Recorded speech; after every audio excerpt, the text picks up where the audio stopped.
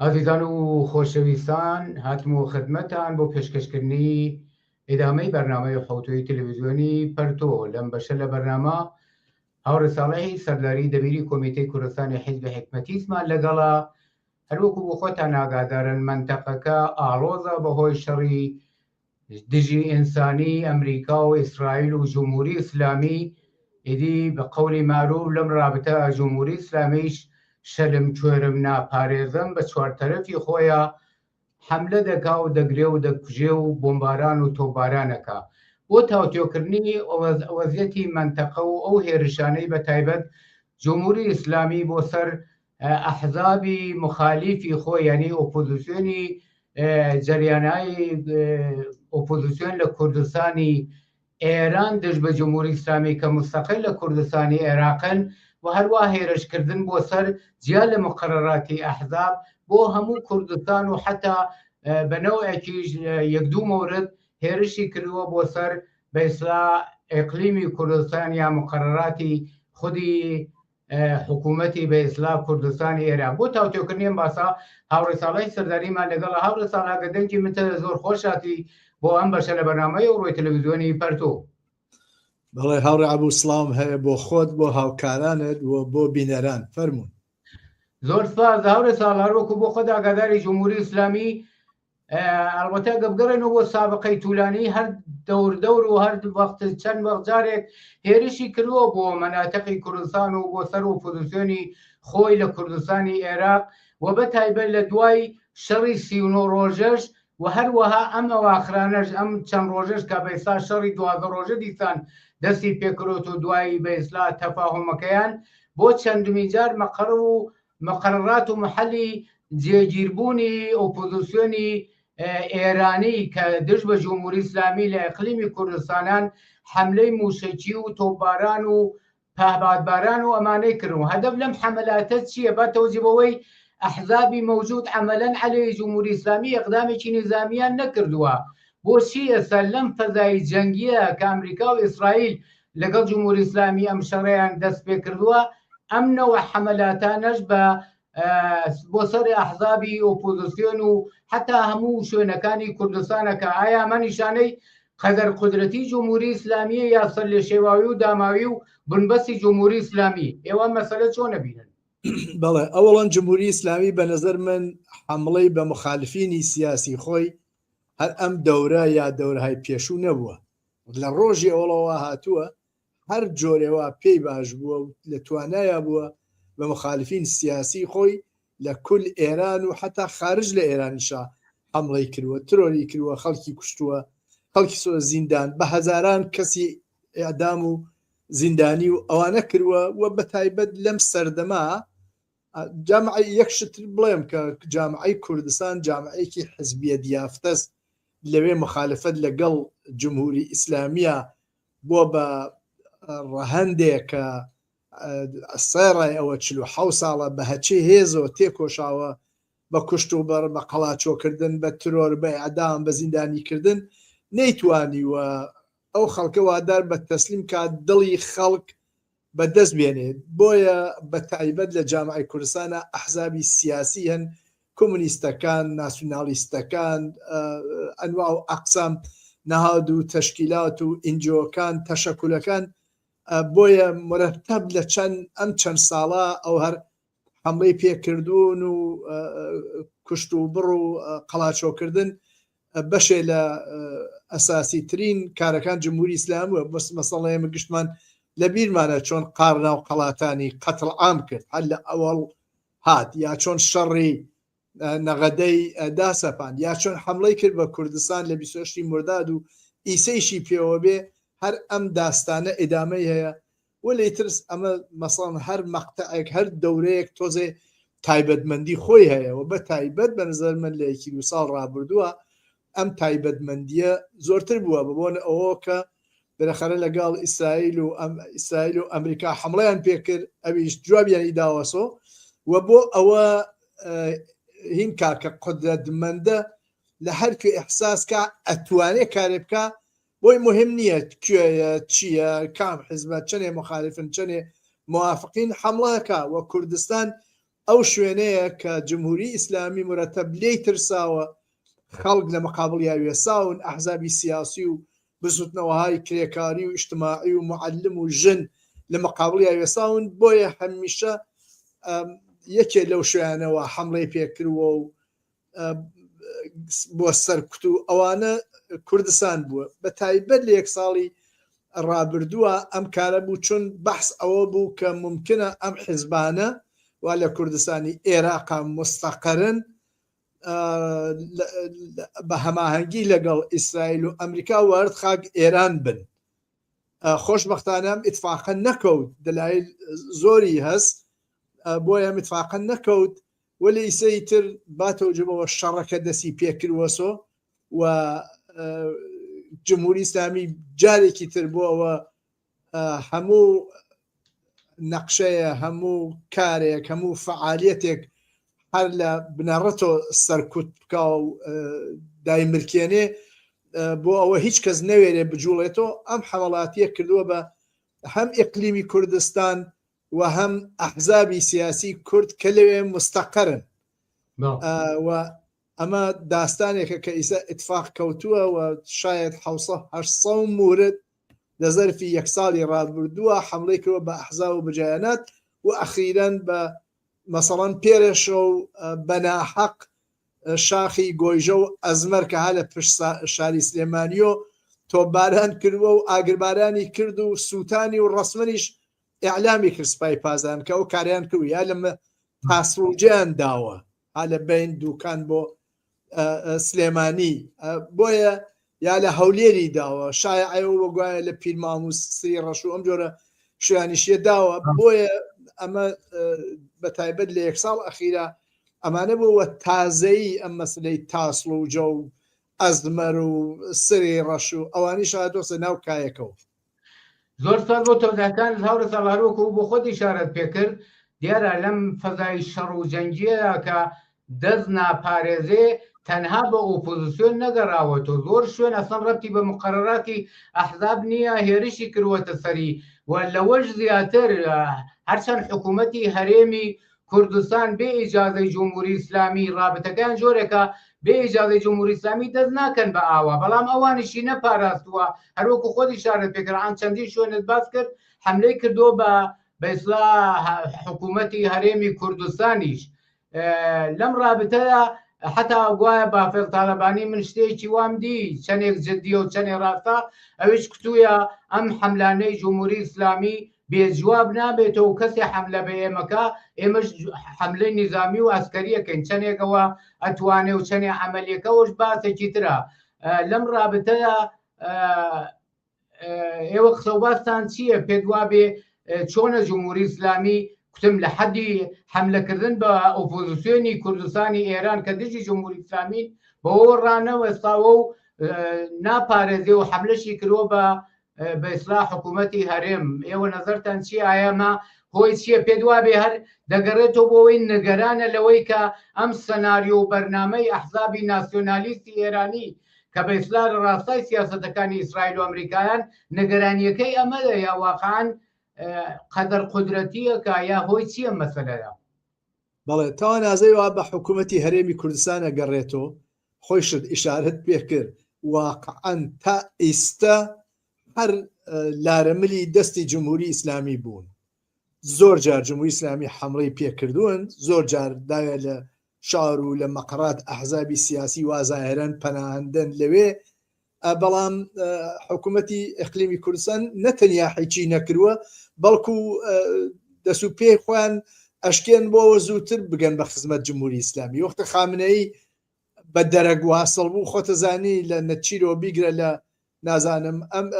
ئەم وەزیر و ئەو وەکیڵەوە هەمویان ڕۆشتن بۆ تەشی جەنازەی خامنەی و ئەوانە یا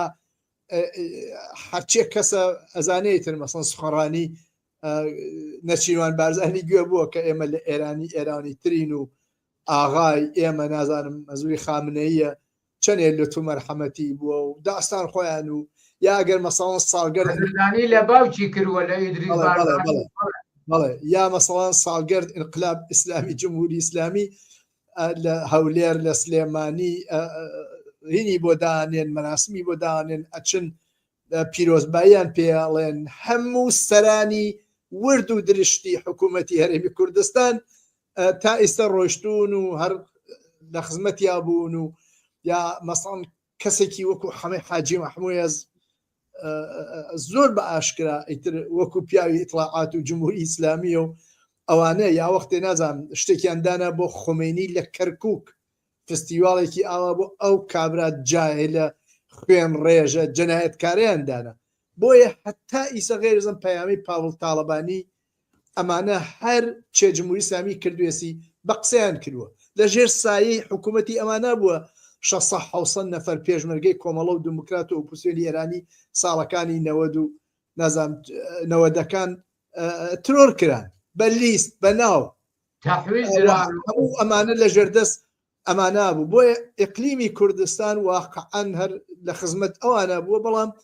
تازەیی ئەم پەیامی پاڤڵ تاڵەبانیە دوای ئەوە کە گوایە چۆ بۆ ئەمریکا و گەڕاوەسۆ تۆزێت تازەگی هەست و حتا پەیامی دا بە پارتی کە حازر نەبوون بە یەکۆ دابنیشن کە بڕۆن لەگەڵ بەقەڵ خۆی برایانی هەولێرە بتوان کارێ بکەن بۆ ئەم وەزعە محکومی کرد حملەی جمهوری ئیسلامی بە تاسڵ و جە و بە هەرێمی هین و هەر ڕەشەی کرد و نازانە مە شەڕەنگێزی واقعان دەتوانن کارێ بکەن لە مقابلی ئەم هێرش و نەخێت توانایی وایە نییە بەڵام من وا ئەزانم لە ئەمریکا و ئەوانۆ قەولگەرێکیان پێداون ئەمانە بالاخرە ڕابطەیان دێمە سەر ئەو پرسیارە بەڵێ بەهەرحاڵ من فکر ناکەم بتوانەوەی لاقل بە نەزەر من ئەگەر بیانێ ئەتوانن ئەو خەڵکی کوردستانی عێراق 8 میلیۆنە 8 میلیۆن ئینسان ئەگە بەرامبەر بە جمهوری ئیسلامی بێسێ ئاسان نییە ولی ئەمانە تایسە حتا نانێشتووە خەڵکەکە ئاعترازکەن بە جمهوری ئیسلامی زۆر مناسبات و سەبەرەوە خەڵکی سلێمانی خەڵک شارەکانی تر گەرەکیان بۆ ئاعترازکەن بە جمهوری ئیسلامی ئەمانیان هێشتووە ئیجازەیان پێنەداوە هەورە ساڵە پێ دوا بێ ئەم ئیدعایان پەیامەی بافێر تاڵەبانی بۆ ئەوە نییە ڕووبە و 8 میلیۆنە خەڵکی کووردە نیشان بدا کە بەڵێ ئێمە هیچ بە ئەمرونەی جمهوری ئیسلامی نین و ئێمە دژایەتی و مخالفی سیاسەتەکانی جمهوری ئیسلامی ئەوەی چی بۆ کرێ چی بۆ ناکرێ پێ دوانە بێ هەدەفەکەی ئەم پەیاماوە بێ من بەنظر من ممکنە شتگەرێکیان پیان وتی بێ من ئومیدوارم وها بێ ئومیدوارم بالاخره بیێسن بەرامبەر بە جمهوری ئیسلامی شاید بە جۆرێ مناسباتیشی ئەوڵەن ئەمریکا حتمما ارتباطی و وەبزانم چۆ بۆ ئەمریکا و دوای گەڕانەوەی لە ئەمریکا ئەم قسەی کردووە لەو لای شۆ مناسباتیان لەگەڵ تورکیا مەرزوم یەکێتی نیشتمانی کوردستانە خەریکە بەرەو عادی و ئەوانە ئەچێ نازان پەروازەکان لە تورکیەوە بێن بۆ سلێمانیوانە کە تایسە 3-4 ساڵە حکوومەتی تورکیە نەیهێشتووە لەبەر مناسبات یەکێتی نیشتمانی لەگەڵ پێکاکە من وازانم منتەقەکە ها لە حاڵ ئاڵوگۆڕێکە شاید ئەمەش لەو چوارچێوە قابل تەوزیح بێ ئەوە بزانین چیە بێ من ئومیدوارم ئەوەها نەتەنیا یەکێتی نیشتمانی و پاوڵ تاڵەبانی بەڵکو ئەحزابی تر حکوومەتی ئەقلیمی کوردستان لە مەقابل جمهوری ئیسلامیە و لە مەقابل ئەم هەمووە جەنایەتاوائیکە بێنە دەنگ ئاعترازێ بکەن ئەمە حتا ناوێن شتێک مەحکومکەن ئاعترازێ بکەن بۆیە بە نظر من ئەم بەحسە ها لە چوارچەی ئەوزاحواڵێکەوە لە منتەقەکە بزنین زۆر سپاس هەورە ساڵە وەختمان زۆر نەماوە بەداخەوە فکرەکەی تەرحێکی تازە باتەوەزێ بەم هێرشانەی کە جمهوری ئیسلامیەکە و ئەم جۆرە مەوزەعانش کە بەیسا بافێڵ تاڵەبانی گرتوویە دەرم لە مقابل جمهوری ئیسلامیە پێ دوا بێت تەرحێکی تازە لەلایەن ئەمریکا و ئیسرائیل و بۆ دەخالەدانی ئەم سازمانە ئۆپۆزیسیۆنانەی کوردستانی ئێران دژ بە جمهوری ئیسلامی پێ دوا بێت دەورێکی تازە لە شەڕ و مەوجودیەت یا شتێکی وا پێ دوا بێت لە دەستورایە هۆی ئەم مەسەلە پێ دوا بێت چۆنە بۆ کوێ گەڕێتەوە بەڵێ من پێم وایە بەهەرحاڵ ئەلئان ئەم وەزعیەتەوە ئێستا هەیە بین لەلایەک و ئەمریکا و ئیسرائیل و لەلایەک تۆ جمهوری ئیسلامی ئەو تەفاهم و تەفاهم نامۆشتە وا دیارە ببوون بەست گەیشتووە ئەوە ئەلئان دەتوانین 12 ڕۆژە دوای ئەو تەفاهم نامە لەسەر یەک شەڕەوە بە شدەت شەڕەکە بەردەوامە. ئەمریکا جنوب و ئەوانەی داوە سەبەر ئەمانیش کوێیت و ئوردون و فلان و فیسار و وەزعەکە ئاوا بێ بەبوون بەستە دەرنچێ غەرب و ئامریکا و ئیسرائیل و ئەوانە ناتوان ئەم وەزعەوەها ئیدامە بن. لەو لایشەوە خودە جمهوری ئیسلامیش بە هەر حاڵ ئەستا فشارگەریەوە ناوخۆی هەیە ناتوانێت ڕەحەت چێتە پای ئەم تەفاهم نامە و ئەو شتانە دەنتیجە سەرانی ئەمریکا و ئەوانە ترامپ و وەزیر و وەکیڵ و ئەو تیمەی لەگەڵیایە و ئەوانە خەریکن فکر لە نەقشەگەلێکتر لە سیاسەتێکتر و بەحس لە مەحافل سیاسی و ئەوانە ئەوەسە کە گوایە لە ڕێی زەوینی شۆ فشارێک بێنن. بەحس ئەواز کە لە مجاهدین ئیسفا دەکەن بەحس ئەواز کە ئەلئان ئەو کشوەرە عەرەبیانەوە هەر لەژێر تۆپ و خۆمپارە بارانی جمهوری ئیسلامیە هەرحاڵ کارێ بکەن بە یەکۆ پەیمانێ دروستکەن لە نیروی زەمینی خۆیان ئیسفا دەکەن. لەم لای شۆ بالاخره کوردستان مهمە شاید یەک جارتر بڕۆنەوە بە سوراخ ئەو حیزبانەوە ها نەهاو پەیمانە ئەو شش حیزبە بە هەرحاڵ کە ئەوانیش بە جۆرێک فشارێک بێنن و وارد بن بە جۆرێ. من نایژم بە تەواو نەقشەکەی ئامریکا بۆ ڕوخان جمهوری ئیسلامیە وەلێ بە نەزەر من وەکو جاران ناتوانێت وەزەوە ئیدامەی بێ. شاید فشارگەرێ لەم لاولاوە لە کوردستان و لە شوێنگەلترەوە لایەن ئەو کشوەرە عەرەبیانۆ یا لایەن ئەو نیرووە زەمینی و 50,000 سەروازی یاودوسە منتەقەی خەلیج شاید گەرەکی بێ فشارێ بۆ جمهوری ئیسلامی زۆرتر لە هەچێ لاوە بێنە ئەجوم لە زەمینی بۆ ئەوە جمهوری ئیسلامی تەسلیم بێ. من فکر ناکەم تا ئیسیشی پێوە بێ عەلا ڕەغم ئەم بۆ غرەنجی شەڕە ئەوان تەسمیان گەبێت جمهوری ئیسلامی بڕوخێن. هەڵەم ڕابطە شایە جمهوری ئیسلامی 3000 نەفەر نیروی تەجهیز کردو هێناونێتە کوردستان. بەڵێ وایە دەقیقەن وایە و لەو چوارچێوەی شایە ئێستا مەسەڵان خەریکە شەلم کوێرم ناپارێزم ئەدا لە ئوردوگاکان ئەدا لە تاسلوژە ئەدا لە ئەزمەر لە زۆر شوێنی تری ئەقلیمی کوردستان واقعەن یەکێ لە مەسئولینی بانی ئیطلاعات وتی ئێمە وتمانە بە تاڵەبانی و بارزانی یەکدانە چەکدار بێتە ئەم دیۆ ئێمە تێن ئیشغاڵ یەکەن و من ئومیدوارم ئەوڵ ئومیدوارین ئەم شەڕە تەواو بێ واقعەن خێری خەڵکی کرێکار و زەحمەتکەشی نییە. ئەم سێ هێزە کۆنە پەرەسە ئرتجاعی زدە خەڵکە ئەمریکا و ئیسرائیل و جمهوری ئیسلامی بارحاڵ بۆ مانەوەی خۆیان دەستیان داوە ساچ جنایەتە و ئەوە وازاریتیاکە خەڵکە. بۆیە ئەگەر ئەم شەڕیشە لە کوردستانەوە دەست پێ بکە و ئەگەر ئەم ئەحزابە بچنە ناو ئەو نەقشە و لەگەڵ ئیسرائیل و ئەمریکا ئەوانە وارد بن قەتعەن بەزایری خەڵکە قەتعەن فەزایە ئیجادە بێت کە جمهوری ئیسلامی شار و شارشکان کوردستان باتە بەر بۆمباران کەما ئینکێ دەیان و سەدان نمونە هەز لە موردۆ ئەو بۆ حفز و بەقای خۆی مطلقاً و مطلقاً هیچ دەسێ ناپارێزێ. ئێمە ئومیدواین ئەم ئیتفاقە نەکەوێ و تەواو تەلاش خۆمانەکەین و تەلاشەکەین کە ئەم شەڕە هەرچێ زووتر کۆتایی بێ و خەڵکەونە ئیسراحەت چون واقعاً ئەم خەڵکە ئەم شەڕە غەیرەس کوشتن و ژێرخان لێداون و بمباران بابە نان و ئاوی لە خەڵک بڕیوە بەرق نییە نانی وشک نییە خەڵک بیخوا هەزار بۆ باعث هەزار بەڵا بۆ سەر خەڵکی کرێکار و زەحمەتکێشی هەم جامعەی هێران هەم کوردستان عێراق و هەم حتا ئەو دەوڵەتانەی حەوزەی خەلیج کابرا ئابە شیرینەکەیان لێداوە جمهوری ئیسلامی لە هینا دێ ئەگەر ئەو ئابە شیرینە کە خراویان کردووە سەحرایەکە هەر لە تونیەتی ئامرن. بۆیە بەنظر من تەنیا خەڵکی ئێران نییە زایرمەندە بەڵکو خەڵکی مەنتەقەکەس و ئومیدوارم خەڵکی مەنتەقەکە خەڵکی ئێران خەڵکی کوردستان خەڵکی بەشەریەتی متەمەدن و ئازادی خواست بەرامبەر بەم شەڕە کۆنە پەرستانە و ارتجاعیە هەرچێ پێیانە کرێ دەستیان بۆ ڕاگررتنی بیکەن. زۆر سپاس ئەو ساڵا هیچ مەجالمان نەماوە بەیانی دیبەستانیە بوو. سپاس بۆ تەوزیحەکان و بۆ بەشداری لەم بەشە لە بەنامەی ڕۆی تلڤیزیۆنی پەرتۆدا. منیش سپاسدانەکەم. زۆر سپاس. بیلەرانی ئازیز و خۆشەویست بەم جۆراتینە کۆتاییەم بە شەش لە بەرنامەی ڕۆی تلڤیزیۆنی پەرتۆ. داوەتەکەم بینەری دامەی بەرنامەکان بن لە هەر شوهان ساقی سڵامەتیتان ئارزومانە و شاد و بەختەوەر بن.